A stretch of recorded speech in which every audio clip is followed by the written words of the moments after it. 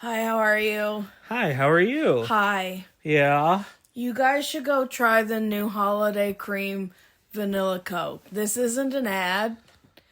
I'm in Canada. We'd love to be sponsored, Coke, if you're listening. Do not sell out like that, man. I've taken a gummy. Neal has not. He eats healthy. I do not. I just eat a lot. I am a teacher. He is not. Twinkle, twinkle. Little star. So, we weren't going to podcast, but we just... I wanted to podcast and he was like, I have too much food left. And then now he's finally ready. Like 6 hours later, may I say. He just crunches away on a whole ass bagged salad. He's like, ooh, I want a podcast. And I'm like, too bad. And yeah, here we are. So, we just finished this week's Survivor. And I had to talk about it because this... To be clear, I thought it was excellent like 20 minutes in. Yes, you called it. So, last week, the Riz God and Savannah I got... can't believe you call him that. The Riz God and Savannah Banana. There we go. They're two nicknames. Who calls her that? We are now. No. Riz God and Savannah Banana. No, literally her name is just Savannah. Okay, so they got bamboozled. Nate went home. Everyone's being... Like the second her face drops. Oh, yeah. When it's going to be Nate is like pretty delicious. That's why I'm impressed that there are actually a few good players. Like I wanted to make a rant about how I felt like Sage and someone, not memorable, were playing... Sophie. Yeah. Yellow Sophie. Yes, we're playing a good game. Now, Sage thinks she's... No, not Sage. Well, yes, kind of Sage too. But Sophie thinks she's playing a better game than she is. Which, as we'll get into... She gets humbled. She gets very humbled. But the turnaround is amazing, and we want to know what you guys think about it. So we're just going to get right into it. This is the into latest episode of Survivor, season 49. If you know, we're going to talk spoilers. If you know the spoilers of who gets through to next season, one of the things I said to Neal is I think if you're watching this season just to be like, ooh, what do they play like? I think you're pleasantly surprised that a lot of these people are trying to play the game. Yes. They're not all good at it. No. But they're trying. So, it's essentially 7-3 right now. At the start of the episode, There's 10 left. You have Blue Sophie, or Soph as Jeff's trying to make it, Savannah Banana, and Riz God. And then the other 7 are against them. And Sage is she is showing to us that she is in control and she knows what's going on, and she portrays to them that oh, I've been on the outs until now. This is the first... Nate's vote out was the first time I knew what was going to happen at Tribal Council. Tee-hee. Yes. She is such a chameleon, but I think she's just mean in real life. I get why she doesn't like Savannah Banana, but she hates Rizzo for some reason. Yes. And it's really bizarre. She's hell-bent on getting them out. But Jeff drops a bombshell at the... So we get to the immunity challenge. At the immunity challenge. Did you take a gummy? No. Almost. But... It basically, they do this almost every season, but it's usually 2 tribals. They split into 2 teams and have 2 tribals. Yes. And they don't interact. But instead, this time, it was half of them are immune. And not even going to tribal council. And half go to tribal. And then the team that wins gets a deli feast. I think that's the best thing you have all Survivor. Because you can make it to your liking. And he said pepperoni, and I love pepperoni deli sandwiches. And carbs and protein and meat and cheese and a balanced, substantial in your tummy meal. And then the winner chicken dinner gets an advantage, which we will get into in a second. So Savannah's on one team. She has nothing going Which, for her. by the way, when they go to tribal, she is very open with Jeff about how. When they go to the challenge. What did I say? Tribal. Oh, when they go to the immunity challenge, she's very open about how vulnerable she feels at the bottom. We actually do a whole spotlight about how she was like isolated in a job where she had to work for 2 years, and it really does sound like a terrible, miserable, like traumatic time. Yeah. And it's like, when Jeff announces it's half versus half, they have to draw colors to see who's on the team because the teams are just randomized. And when he gets over to Savannah, he says, "This is it, Savannah." As in, like, well, you just said you feel like you're at the bottom. This is your game changer. Because what better chance do you have than when half the people are going to be safe? Right. Versus individual immunity. But then what happens? Her team, so her and Rizzo are separated. Her team wins, and she overall wins. Like, it's her versus Sophie. Yellow Sophie. And who won the immunity challenge last week. Or They're up there a long time. And so... Oh, the challenge, it was like a balancing challenge, which always favors the women. So the losing team was... Like a feat on tiny ledges. Rizgod, Juwan, Sage, MC, and Yellow Sophie. So 4-1 against Rizzo, you would think. But everyone knows he has an idol still because he didn't use it last. But don't you want to flush it out? Of course you do. Right. So they get exiled to their own island because they can't interact with the other team. Which was like a twist for us watching because I feel like we hadn't considered up to that point, like, oh, are they going to go get to watch Tribal? Are they all going to go back to camp together? Could they, like, exchange advantages if they want to? Not like they're being separated from each other. Right. So the people who are safe have zero input, do not have votes, will not even be watching. So immediately we're shown Rizgod with Sage and Juwan, and they're buttering him up, and he's like, oh, yeah, I don't want to play my idol. I'll vote with you guys. And they come up with a plan to vote out, I don't know, Sophie or whatever. And meanwhile, everyone's just like, let's put all four on. Well, no, actually, that isn't what they said. Let's vote Rizzo to get him either out or to have him flush his idol. And Sophie, Yellow Sophie, says to MC, her fellow yellow, I'm going to put a vote on Juwan. Just because then if Rizzo votes Sophie, then it's a tie between Juwan and Sophie, and then they can vote. Yeah, there's another name, right.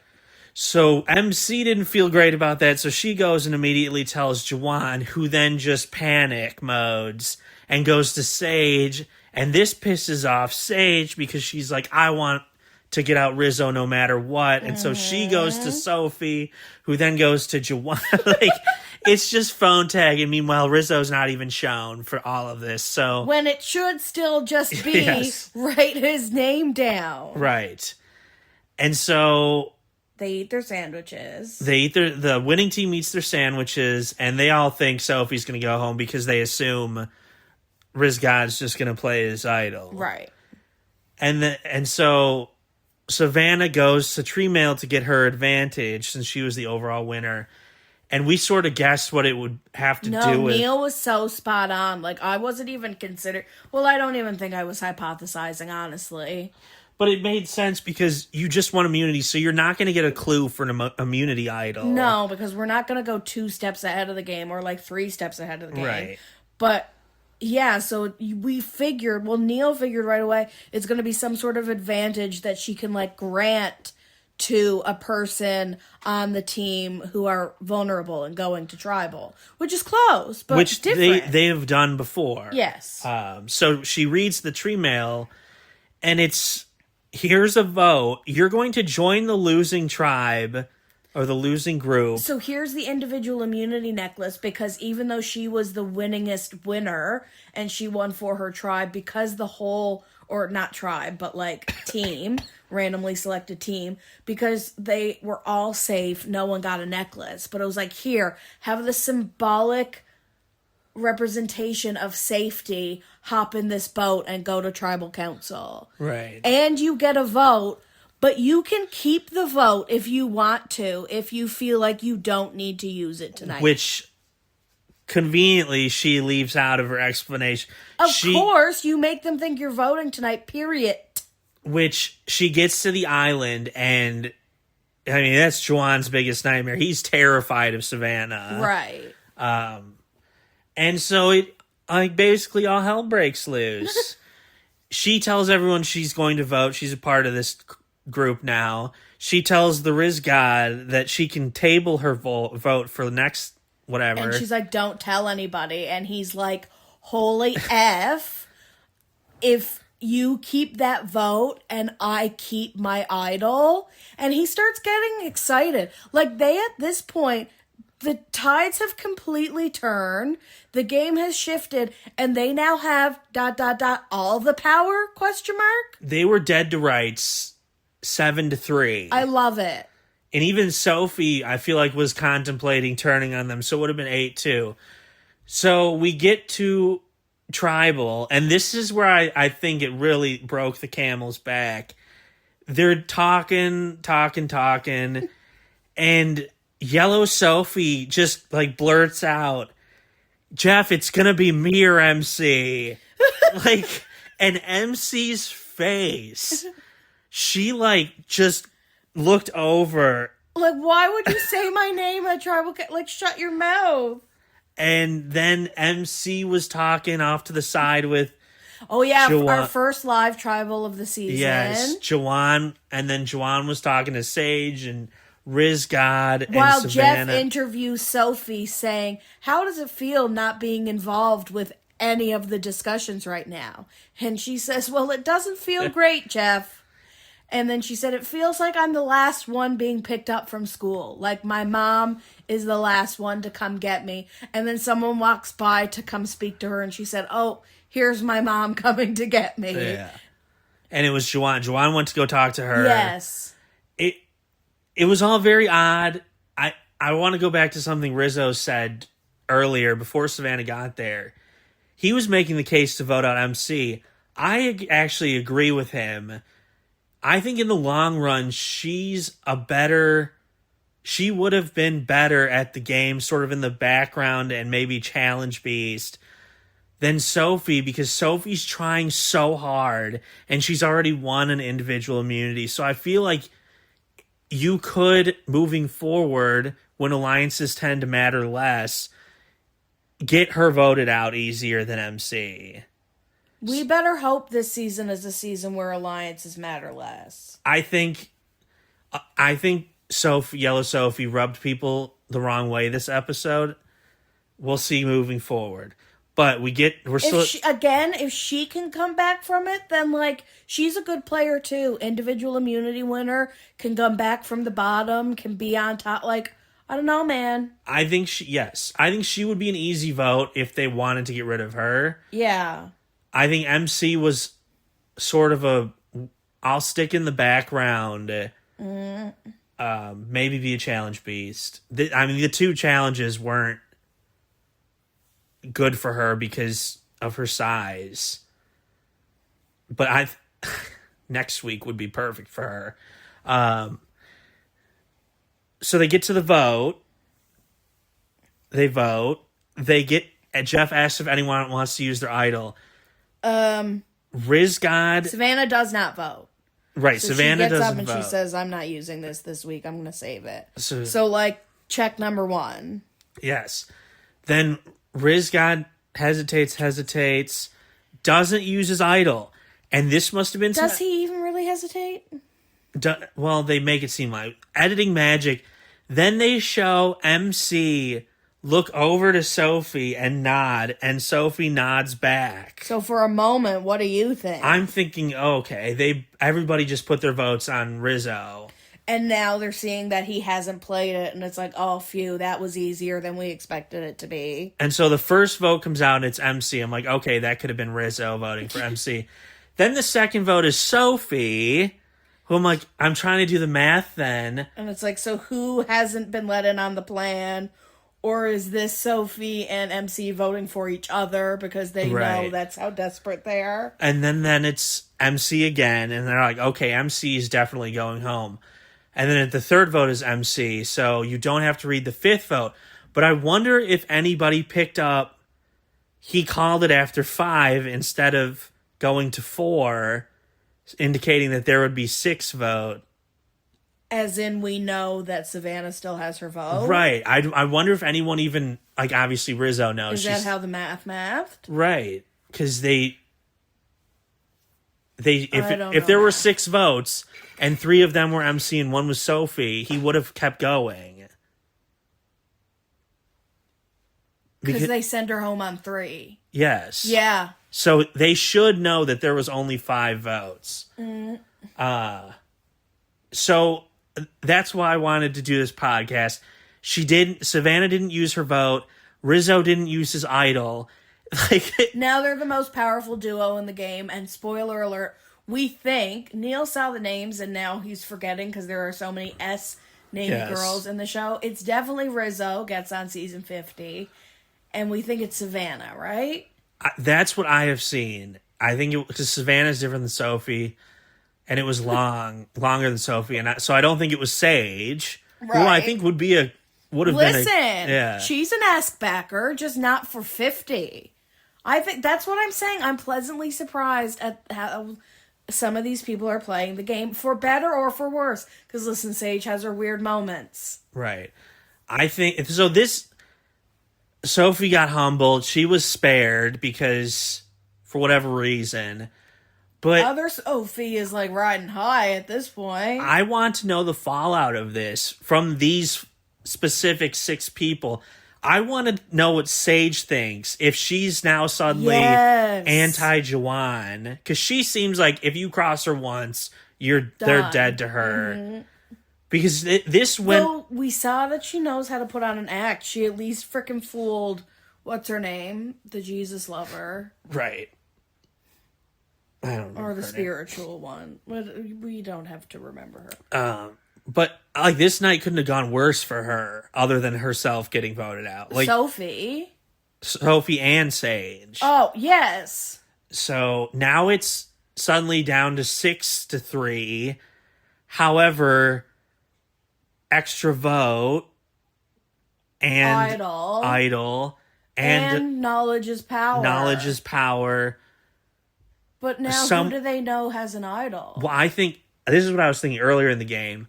Alex knows that the one girl has the idol, and I feel like Alex would let it slip to Sophie, Blue Sophie, who has knowledge is power. Okay, because they were down to their tribe of 2 together. Right. That bond, trauma bond. Because no one knows Sophie has knowledge is power. No.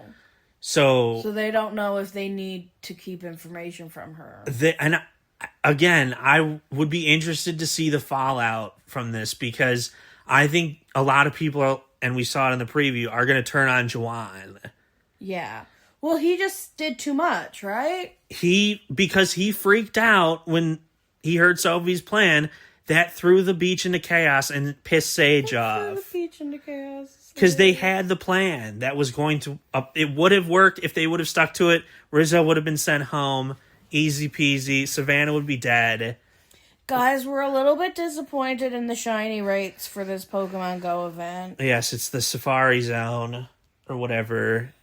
And I've rebounded a bit tonight. You did. But I've gotten way more mighty Pokemon than you. Way more. And the ones who do show up for me, I do my best. Golden Raspberry, Safari Ball, Curve Ball, at least probably a Great Throw maybe.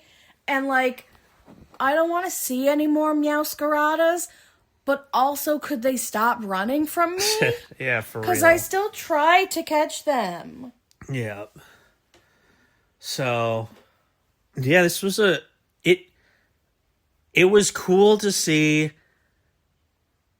how you could go from down 7-3 to having everything then turn in your favor in one episode. I want to know, in people's opinions, do they think it's unearned? like it's almost producer favoritism. Like, how can we Well, make sure they go from the bottom to the that top? would have been- maybe if we save half the people. If they had both been on the same team and won, like that would have been.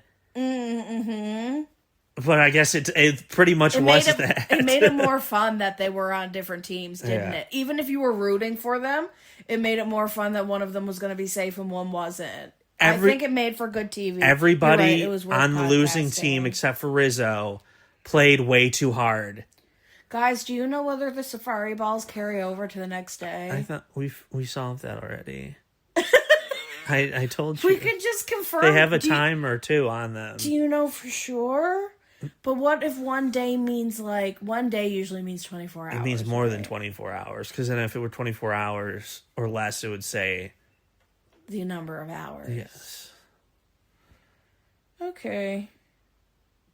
Toxicity in my city. So yeah, short one. I just wanted to get everybody's thoughts out there. Let us know if you'd like us to talk about Pokemon.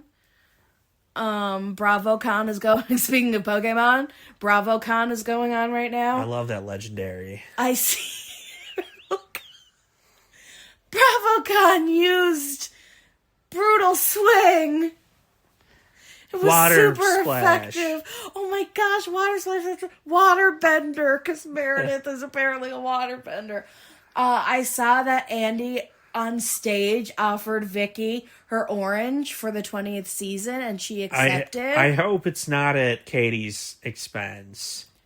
Oh, I don't think it'll be at Katie's expense either way. Because I think Vicky is separate from Katie. I think Tamara loves Katie. They were in pictures all over the place together. Listen, the quantity, the sheer quantity of pictures Tamara Judge has posted on Instagram this weekend at BravoCon with people.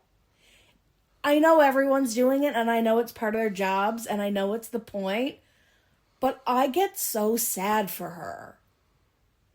Like, she's just seeking, she wants people to like her. There's nothing wrong with that, but she needs to keep going to therapy. Yes.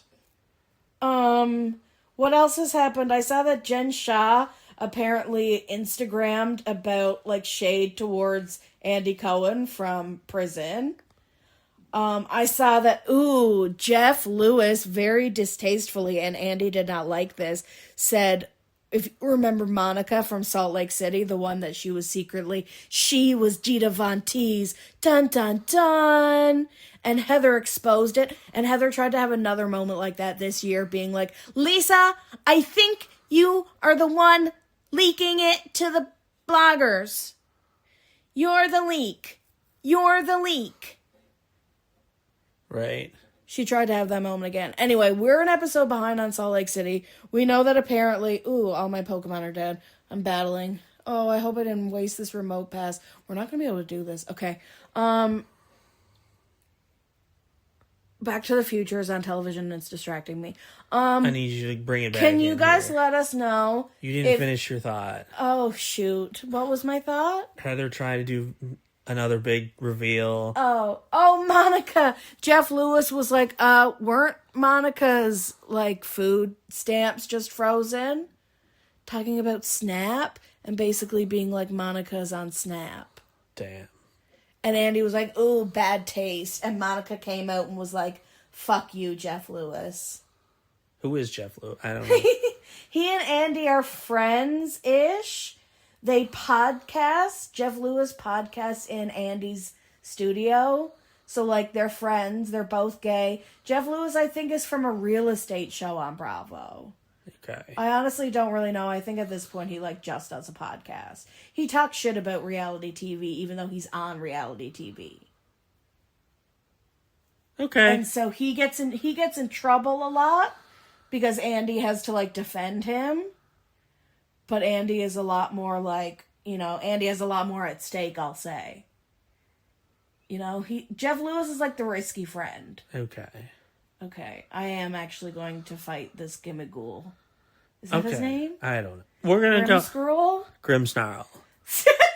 Neal's so done with me. I was like, listen, I told you not to podcast. You've unleashed the beast. We're going to go, though. We'll talk to you guys next time. Trying to break up with a girlfriend on the phone. Guys, thank you so much for listening. Have a great night.